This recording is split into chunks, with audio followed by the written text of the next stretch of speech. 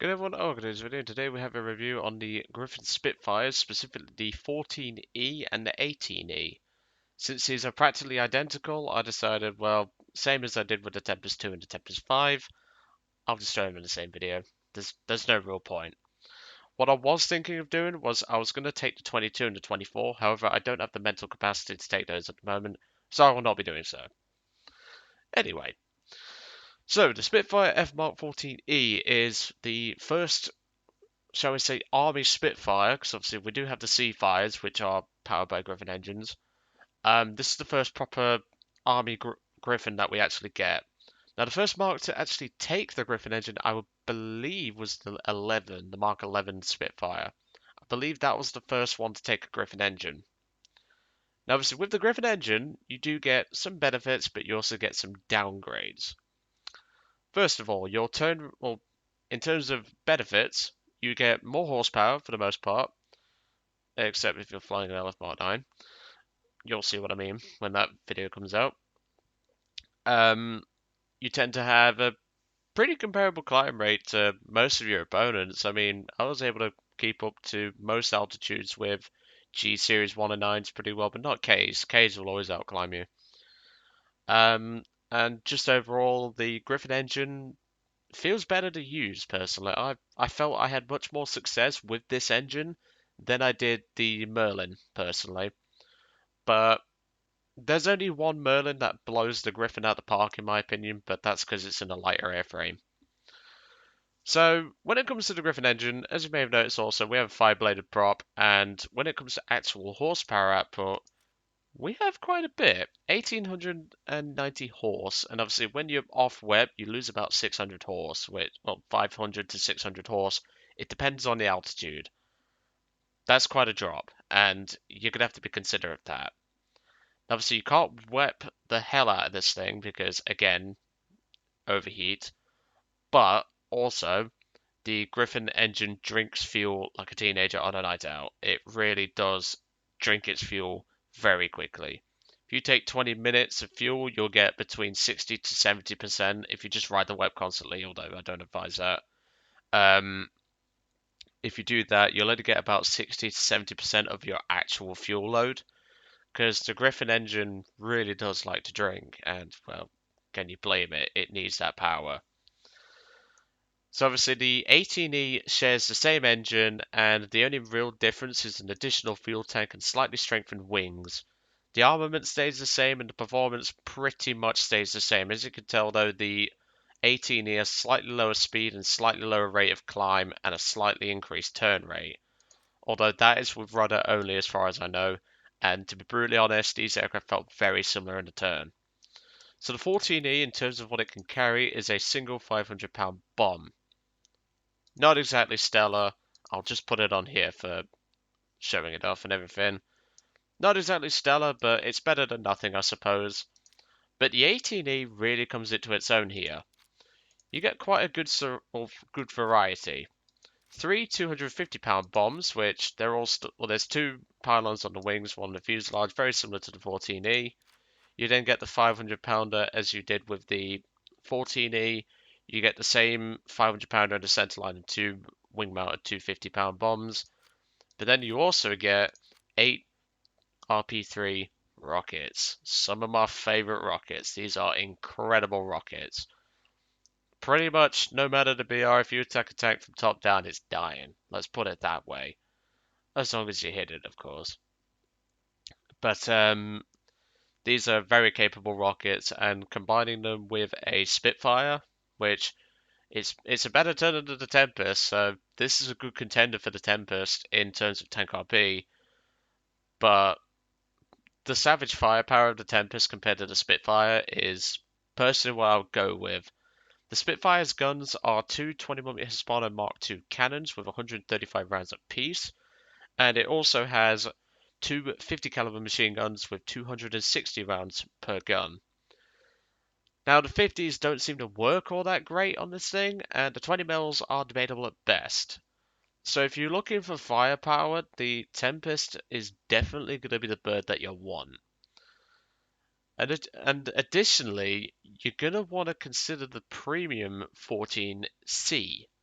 Now at the moment it's 7,000 GE, so do not buy it for that price. Don't even bother. If I just show you what I mean, the 14C trades out to 250 cals for 4 303s, or to annoy those guys who once came into my comment section moaning about me calling them 7.7s, 7.7s. If you don't know about that, just join my Discord server and you will. I'll tell you that story. It is hilarious. But pretty much, this is what I would prefer. I prefer the 7.7s over the 12.7s on the Spitfires. They seem to work better for me. And, well, it's a shame we can't have that in the tech tree, because that would be really nice. But, hey ho, you can't win it all. But the strengthened wings of the 18E make no difference when a 151 is shooting at you, let's put it that way. But it's still highly capable, and with 10kb being a good mix between a dogfighting sort of thing and a close air support sort of thing, I think the Spitfire would personally do better in that role, but the Tempest has the firepower to put down aircraft a lot easier than this does. Because remember, it's got Mark 5 cannon, it can put more lead down range than the Mark 2 can. But otherwise, I really enjoyed these aircraft. Now, the only thing I can advise is when you're doing low altitude combat, make sure you have engine injection. This thing doesn't accelerate very well on the deck without engine injection, or really with any of the engine mods. So make sure to take that into consideration. If you're gonna do low altitude combat, looking at you, Daytaurus, you're gonna want. I know that's a running joke now. Just don't worry about it. But I can't say that without laughing. You're gonna need to get your engine mods done before you even consider low altitude combat.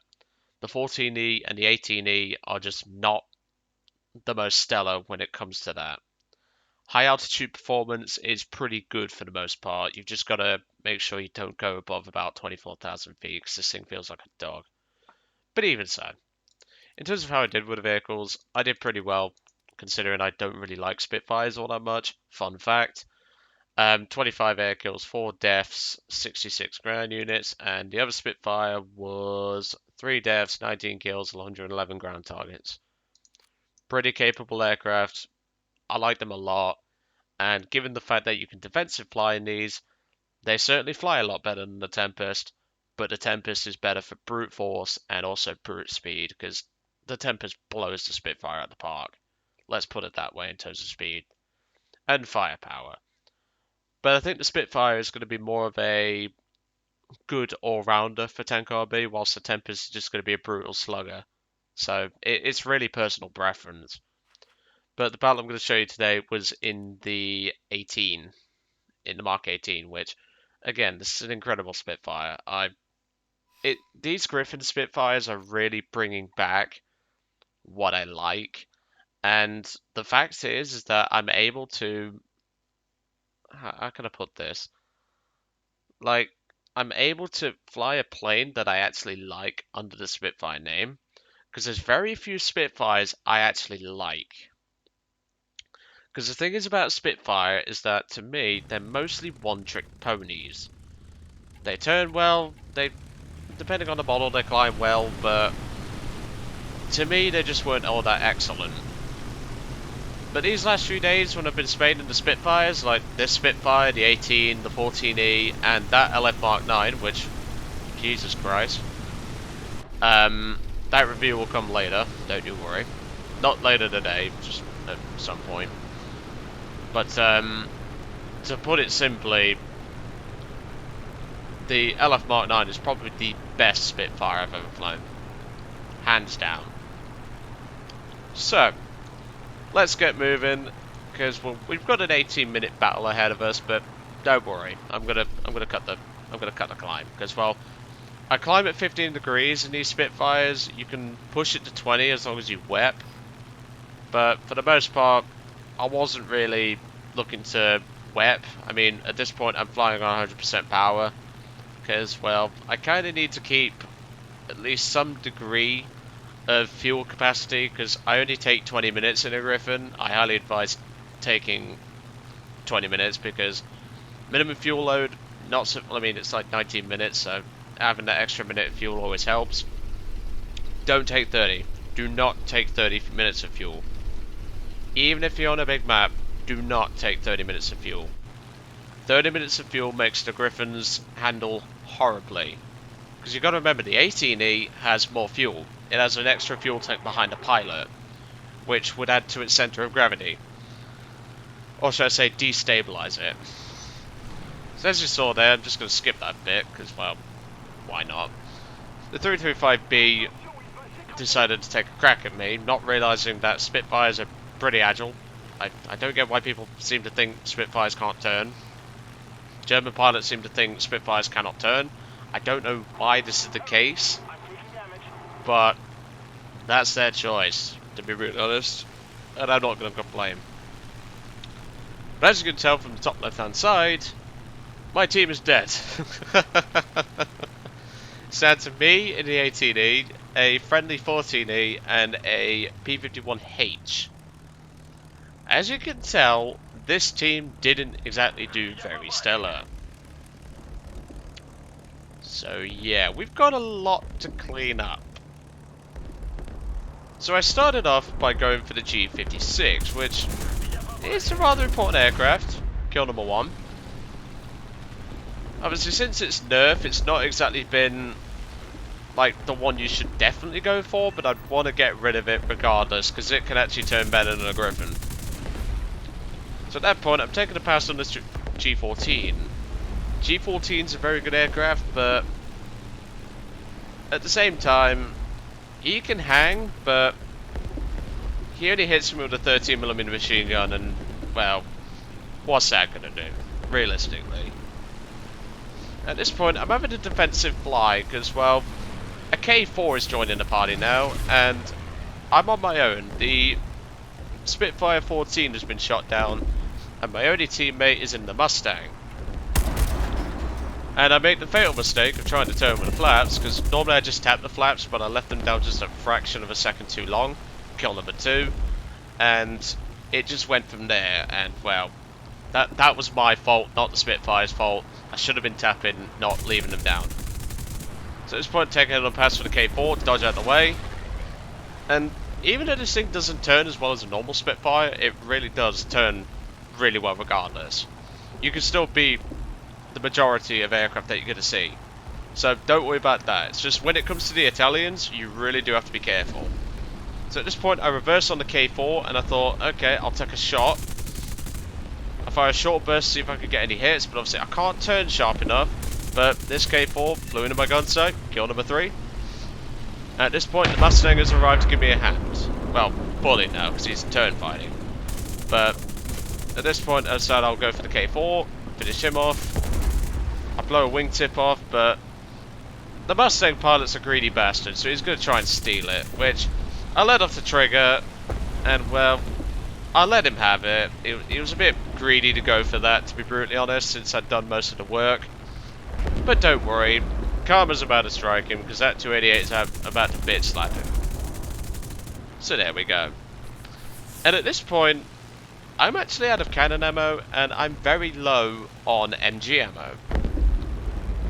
So yeah. I'm actually kind of glad that that Mustang did that, because, well, he was a greedy fucker. Honestly, he was a greedy bastard. Well. I've been noticing that with most Mustang players, to be brutally honest. But obviously, 250 cals, not the greatest way to shot when it comes to fighting a 288. So I'm having to play it smart, and I've only got about 200 rounds left in these 50 cals. And yeah. Now, they could have won this battle, this enemy team. They could have won this if their RE 2005 wasn't a farmer. Yeah, he's farming in an RE 2005. I mean, it got nerfed, but fuck me. It's still a good bird. I took it out the other day. It felt pretty good regardless. I mean, it's not what it used to be, but it's still a good bird. So at this point, I blow the tail control out on the 288 and I set him on fire, but being a 288 is going to put it out. You need at least 3 fires to put down those bastards. I swear, when it comes to fighting 288s, you need more luck than judgment. And also a wooden stake and a hammer, because, well, they act like vampires, they don't just fucking die. Like, you literally have to put the hammer and the stake in the heart. Which in this case is the pilot, but with only 250 cals and the armor plating that the 288 has, it's pretty tough, so I've got to now wait for him to crash, because he's losing control, and obviously with the wing damage, he really is, so shall we say, flying on borrowed time. And luckily that borrowed time counter just ran out, so there's kill number 4. So I'll go ahead and skip the landing, because, well, the airfield's right there, and the last guy on the enemy team is the RE-2005, fully loaded with shit, because that works, don't it? But that was the last of my 50 cal ammo, which just gives you an idea of how little ammo I had left. So yeah, that was a good little tussle. I enjoyed that, and I got that sort of thing in the 14E, whilst I was doing research about the newest Assassin's Creed game, because, well, they're releasing Valhalla, and I'm looking forward to that. Because they showed one of the bosses off, and I was like, ooh, I've never seen that before. I better do some research, and, well, I looked it up. It's pretty interesting, to say the least. There's also some really weird bosses in that game, which I'm looking forward to. Obviously, the game hasn't been released yet, but even so. So at this point, I knew roughly where the RE-2005 was, but I still have to take a precaution. An RE-2005, even nerfed, is more than capable of beating a Spitfire, especially a Griffon. When it comes to the LF Mark 9 though, I would put the money on the Mark 9, or the LF Mark 9. So at this point, I activate an Avenger order. I'm glad I did this, because it turns out this little shit was actually expecting me to come after him. So obviously I'm on 4 kills, I'm fairly certain he knew I wanted the ace, which I did get an ace in the 14E, but that was a one-time thing, and so was this. But obviously because the 18E is the one I recommend you fly, that's why I wanted to show the 18E. I didn't want to show the 14E and then say, oh, the 18E is better because this, and this. But the 18E is the more versatile Spitfire at the two, whilst the 14E just has that little bit more performance, even though you're not going to notice it, in my personal opinion.